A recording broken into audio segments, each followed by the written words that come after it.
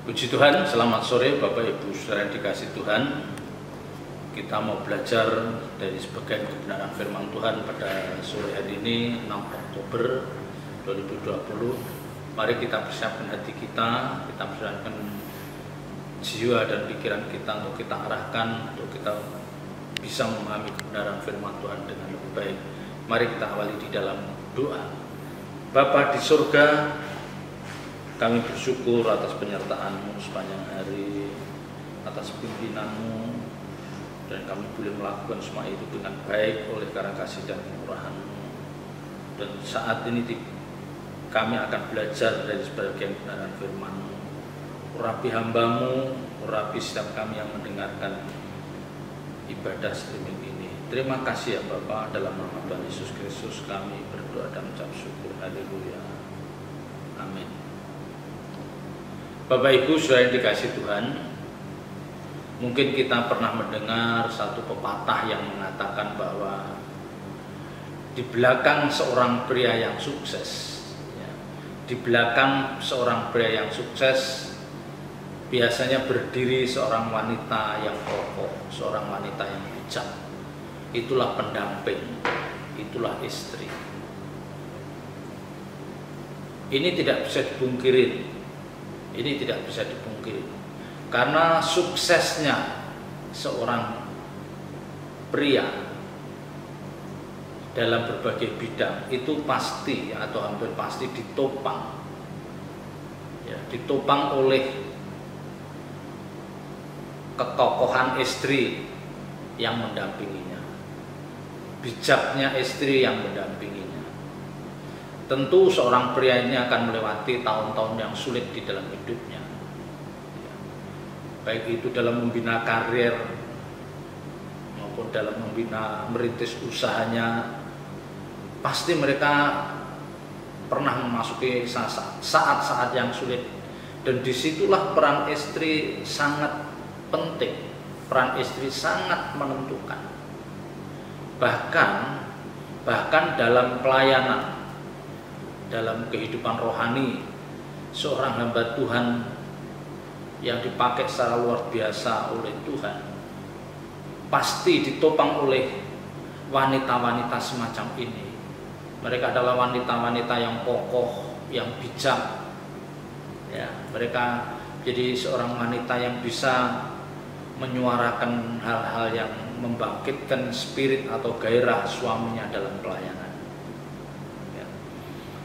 Tentu sebaliknya, ada wanita-wanita yang tidak menopang dalam karir suaminya. Mereka adalah wanita-wanita yang tidak bijak, mereka wanita yang egois. Terlebih kalau dalam dunia pelayanan sering kita temuin mereka adalah wanita-wanita yang masih duniawi, materialistis. Nah, ini bisa menjadi titik lemah. Ini bisa menjadi titik lemah dari apa yang sedang diperjuangkan suaminya. Nah, ini mengerikan, ini membahayakan. Khususnya dalam bidang pelayanan, seorang pendamping itu harus bijak. Dia haruslah seorang istri yang memahami, sangat mengerti baik kelebihan maupun kekurangan atau kelemahan pasangan hidupnya. Jadi seorang istri yang baik, dia akan tahu di mana letak kelemahan pasangan hidupnya, di mana letak kelebihan pasangan hidupnya, hal-hal apa yang tidak disukai oleh pasangan hidupnya, dia harus tahu. Karakter dari pasangan hidupnya dia harus tahu. Karena ini akan menentukan langkah selanjutnya dari perjalanan karir atau perjalanan pelayanan seorang suami. Jadi kalau istrinya tidak bijak, misalnya suaminya jadi pimpinan di suatu lembaga tinggi negara, suatu kementerian, atau suaminya jadi pengusaha yang sukses, atau suaminya menjadi seorang hamba Tuhan yang dipakai Tuhan, tetapi istrinya tidak mengimbangi, dan ternyata justru dia peragaan hidupnya tidak memberkati, peragaan hidupnya tidak memberkati, dan justru menjadi batu sandungan bagi banyak orang. Nah, biasanya nanti karir dari suaminya itu tidak lama, karena istrinya tidak menopang, ya, istrinya tidak menopang, dan ini tidak bisa dipungkiri, ya. Karena kebiasaan para istri ini, para istri yang kurang bijak ini seringkali tidak bisa diterima oleh banyak orang. Lingkungan di mana suaminya bekerja, ya, lingkungan di mana suaminya terlibat dalam pelayanan, ini tidak bisa diterima, ya. Misalnya ada istri-istri yang suka pamer barang kemewahan, ya, pamer kemewahan, ya, dia menceritakan kelebihan atau kesuksesan anak-anaknya, cucu menantunya dengan secara berlebihan, ya. Bagaimana istri itu seringkali memperlakukan bawahannya, asisten rumah tangga ini, dengan kurang baik atau cenderung kasar. Belum lagi nanti ketemu istri-istri yang dalam setiap pembicaraan mengeluarkan kata-kata itu lebih sering melukai hati orang lain. Hal-hal semacam ini yang bisa menjerat, ya, yang bisa menjerat atau menghalangi suaminya dalam dia berkarya. Pasti akan menjadi perhatian banyak orang. Wah, bapak itu baik, wah, bapak itu pintar, waduh, tapi sayang istrinya begini, ya, mulutnya misalnya kasar lah, apalah. Itu menjadi pertimbangan oleh atasannya untuk mempromosikan suami-suami seperti ini. Juga dalam pelayanan, istri-istri yang tidak memahami panggilannya dia seorang pendamping, ini membahayakan kehidupan pelayanan suaminya. Jadi para istri ini harus memiliki pembawaan yang memberkati, yang patut, yang pantas, karena mau tidak mau mereka adalah sosok yang akan disorot oleh banyak orang. Kalau suaminya itu sedang naik daun misalnya, ya, dapat kepercayaan yang lebih tinggi, baik itu di kantor, baik itu di bidang usahanya, baik itu dalam bidang pelayanannya, pasti istri ini akan menjadi sorotan banyak orang, ya. Jadi tidak mudah, ya, istri-istri yang duniawi itu mudah dinilai oleh banyak orang. Belum lagi kalau dia seorang istri, ya, seorang wanita yang lemah dalam hal keuangan. Waduh, ini repot lagi. Dalam hal keuangan dia lemah, artinya apa? Kurang bisa dipercaya. Soal uang kurang bisa dipercaya. Wah, ini lebih lagi, ini akan menjadi buah bibir bagi banyak orang dimanapun mereka berada. Ini akan menjadi buah bibir, dan ini harusnya tidak boleh terjadi dalam keluarga orang percaya, ya. Seorang istri harus tidak boleh punya kelemahan dalam hal ini, ya. Tentu di samping moralitas dalam pernikahan, soal keuangan itu penting juga, ya. Jadi kalau para istri ini memiliki karakter atau perilaku yang buruk, bagaimana dia bisa memberikan suatu nasihat penting yang bisa didengar oleh suaminya? Coba kita bisa membayangkan, ya? Kalau pasangan hidup ini, istri ini memiliki karakter yang buruk atau tidak pantas, bagaimana dia bisa memberikan nasihat yang penting, yang justru dalam keadaan tertentu itu diperlukan oleh suaminya? Wah, ini repot. Kalau istrinya masih duniawi, masih egois, masih sering mengeluarkan kata-kata yang suka melukai sesamanya, repot mereka. Tentu dari mulutnya tidak akan keluar kata-kata bijak yang bisa meneduhkan kegalauan dari suaminya, ya. Pasti wanita-wanita seperti ini perkataannya akan dangkal, ya, tidak memuat kebenaran yang sepantasnya, yang sepantasnya. Jadi mestinya ya, idealnya apa yang disampaikan istri itu sifatnya adalah perkataan yang bisa didengar oleh suaminya sebagai bahan pertimbangan. Ya. Jadi kalau istri menyampaikan suatu pendapat itu harusnya apa yang disampaikan istrinya itu bisa didengar suaminya sebagai bahan pertimbangan. Ya, bahan pertimbangan. Jadi bukan untuk menunjukkan kesalahan atau kelemahan suaminya.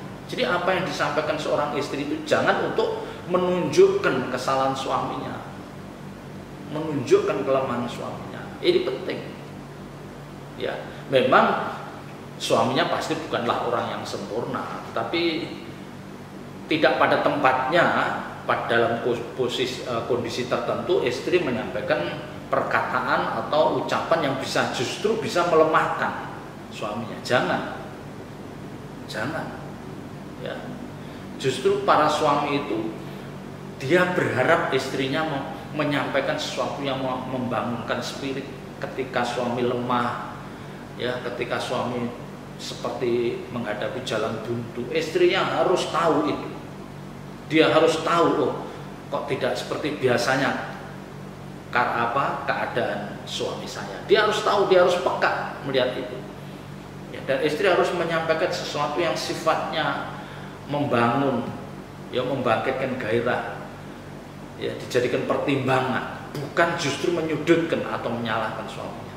Nah, ini seringkali yang terjadi dalam kebanyakan rumah tangga. Jadi istrinya mau unjuk gigi bahwa dia lebih ngerti, ya, dia lebih benar, dia lebih tahu. Waduh, salah ini. Terlebih kalau dalam bidang pelayanan, tidak boleh seperti itu. Memang suaminya tidak mungkin sempurna, tidak mungkin sempurna. Tapi bukan berarti pantas diperlakukan seperti itu. Kita akan melihat bagaimana wanita bijak di dalam Alkitab seperti yang dikatakan dalam 1 Samuel pasal 25. 1 Samuel pasal 25 ayat 2 dan 3. Ketika itu ada seorang laki-laki di Maon yang mempunyai perusahaan di Karmel. Orang itu sangat kaya, yang mempunyai 3.000 ekor domba dan 1.000 ekor kambing. Ia ada di Karmel pada pengguntingan bulu domba-dombanya. Nama orang itu Nabal dan nama istrinya Abigail. Perempuan itu bijak dan cantik. Bijak dan cantik. Tetapi laki-laki itu kasar dan jahat kelakuannya. Ia seorang keturunan Kaleb.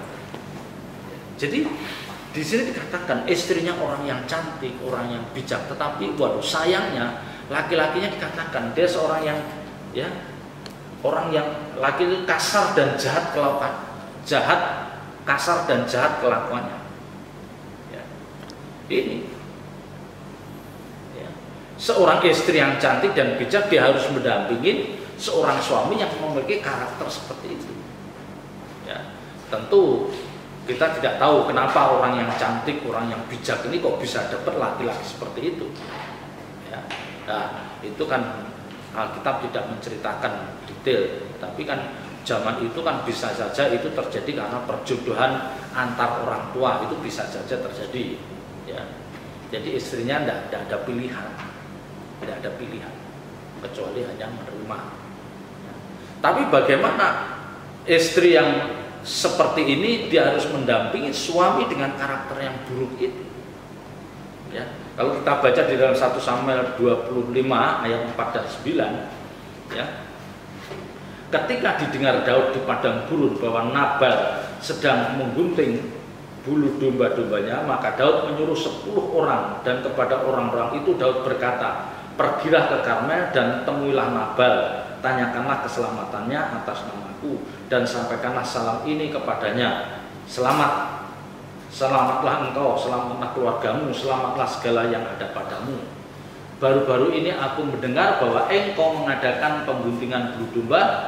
Adapun gembala-gembalamu yang ada dengan kami tidak kami ganggu, dan tidak ada sesuatu yang hilang daripada mereka selama mereka ada di Karmel. Tanyakanlah kepada orang-orangmu, mereka tentu akan memberitahukan kepadamu. Sebab itu biarlah orang-orang itu mendapat belas kasihanmu, bukankah kami ini datang pada hari raya? Berikanlah kepada hamba-Mu ini dan kepada anakmu Daud apa yang ada padamu. Ketika orang-orang Daud sampai ke sana, berkatalah mereka kepada Nabal atas nama Daud, tepat seperti yang dikatakan pada mereka. Kemudian mereka menanti. Ya. Jadi Daud menyuruh 10 orang itu mengunjungi Nabal. Ya, Nabal ini orang yang sukses. Ya. Dan Daud mengatakan, selama kamu ada di samping saya, di sekitar ya Daud, keamananmu terjaga. Ya, tidak ada yang mengganggu usahamu. Artinya, ya Nabal ini bisa memiliki usaha yang maju, usaha yang makin besar tanpa mendapat gangguan apapun. Karena memang Daud dan tentaranya itu menciptakan kondisi yang sangat aman dan nyaman buat Nabal dan para pegawainya. Ya, jadi ini satu persahabatan. Sebetulnya ini satu hubungan yang saling menguntungkan. Ya, kalau kita coba kita berdiri di pihak Nabal, kalau kita punya satu usaha dan usaha kita berkembang, dan di mana kita usaha itu ternyata kita dilindungi oleh orang-orang yang menjagai kita. Jadi ada ketenangan. Nah, Daud mengirim ini sebetulnya sebagai ya, karena dia tahu bahwa Nabal ini kaya. Ya, dia tidak ada salahnya kalau misalnya Nabal ini bisa memberikan sebagian dari harta miliknya itu untuk hamba-hambanya Daud ini. Ya. Jadi inti dari apa yang disampaikan Daud ini harusnya Nabal mengerti, ya, bahwa Nabal ini bisa mendapatkan keuntungan yang besar karena Daud dan tentaranya melindungi usaha mereka. Daud tidak meminta terlalu banyak, apalagi ada kesan memeras. Dia tidak datang dengan 400 atau 600 pasukan, dia hanya menyuruh 10 pasukan. Dia hanya mengatakan, kami datang ya pada hari raya, sebab itu biarlah orang-orang ini mendapat belas kasih-Mu. Tentunya Nabal sebagai seorang yang diberkati secara jasmani tahu maksudnya Daud mengatakan itu, dia tentu tahu. Ya, artinya berbagilah pada rakyat saya, pasukan saya, di mana dia ikut melindungi kamu. Tetapi bagaimana respon Nabal? Bagaimana respon Nabal itu? Kita lihat di dalam ayat 10 sampai dengan 12.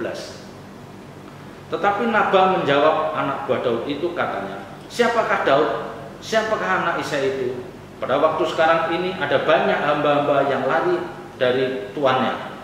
Masakan aku mengambil rotiku, air minumku, dan hewan bantaian yang kubantai bagi orang-orang pengguntingku untuk memberikannya pada orang-orang yang aku tidak tahu dari mana mereka datang. Lalu orang-orang Daud itu berbalik pulang, dan setelah sampai mereka memberitahukan kepadanya tepat seperti yang dikatakan kepada mereka. Jadi ternyata Daud itu merasa bahwa dia itu menyampaikan sesuatu yang tidak melukai Nabal. Ya. Dia hanya mengatakan, karena ini hari raya dan kamu panen pengguntingan bulu itu, dan biarlah orang-orang ini mendapat belas kasih. Jadi hanya itu. Jadi maksud perkataan Daud itu, biarlah Nabal ini ada kemurahan hati, membagi sebagian dari hasilnya itu untuk mereka. Ya, karena sekali lagi suksesnya, berhasilnya usaha Nabal itu juga karena perlindungan Daud dan pasukannya. Ya. Tetapi ternyata respon Nabal seperti satu penghinaan dari ucapan Nabal ini. Ya, satu penghinaan. Maka Daud pun merespon dengan menyiapkan pasukannya. Sampai Nabal mengatakan, ya, siapakah Daud? Siapakah anak Isai itu? Pada waktu sekarang ada banyak hamba-hamba yang lari dari tuannya. Jadi dia menganggap orang-orang suruhan Daud itu sebagai hamba-hamba yang sedang melarikan diri dari tuannya.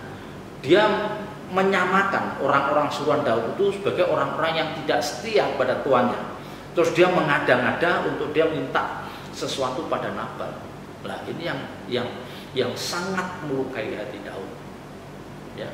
Apakah Nabal itu tidak pernah mendengar siapa Daud itu? Ya, calon raja Israel, orang yang banyak, ya, orang yang banyak memberkati sesamanya. Ya, ini yang melukai, yang sangat, ya, yang sangat melukai hati Daud. Ya. Ayat 13, kemudian berkatalah Daud kepada orang-orangnya, kamu masing-masing sandanglah pedang. Lalu mereka masing-masing menyandang pedangnya. Daud sendiri pun menyandang pedangnya. Sudah itu kira-kira 400 orang maju mengikuti Daud, sedang 200 orang tinggal menjaga barang-barang. Ya. Jadi amarahnya Daud muncul karena etikat baik Daud ini disambut dengan sesuatu yang sangat merendahkan. Ya. Dan hal ini, kemarahan Daud ini didengar oleh bujang dari Nabal itu. Kemarahan Daud ini didengar dari bujang itu. Maka ayat 14 katakan, tetapi kepada Abigail istri Nabal telah diberitahukan oleh salah seorang bujangnya, katanya, ketahuilah Daud menyuruh orang dari padang gurun untuk memberi salam kepada Tuhan kita, tetapi ia memaki-maki mereka. Jadi bujangnya dari Nabal itu melapor ke Abigail istri dari Nabal bahwa si Nabal itu memaki-maki, ya, memaki-maki utusan Daud. Padahal orang-orang itu sangat baik kepada kami. Mereka tidak mengganggu kami dan kami tidak kehilangan apa-apa selama kami lalang di dekat mereka ketika kami ada di ladang. Mereka seperti pagar tembok sekeliling kami siang malam selama kami menggembalakan kambing domba di dekat mereka. Jadi bujang itu memberitahukan keadaan yang sesungguhnya kepada Abigail, bahwa Nabal itu sudah mempermalukan, menghina utusan Daud dengan kata-kata yang kasar. Padahal menurut bujang itu, pasukan Daud itu memberikan dia nyaman. Dia seperti mendapatkan perlindungan 24 jam. Ya. Nah, ketika Abigail mendengar laporan bujang ini, dia seperti dalam menghadapi himpitan.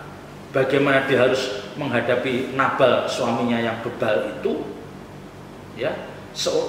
Sebagai seorang istri dia harus tetap menghormatinya, tapi dia juga dihadapkan dengan Daud yang dia sudah mengerahkan pasukan untuk memberikan pelajaran. Ya, maka di sinilah dia berpikir, apa yang harus aku lakukan supaya tidak terjadi pertumpahan darah. Karena Daud itu sudah memerintahkan memasang pedang, menyandang pedang, artinya dia akan membuat perhitungan dengan Nabal dan seluruh karyawannya. Ya.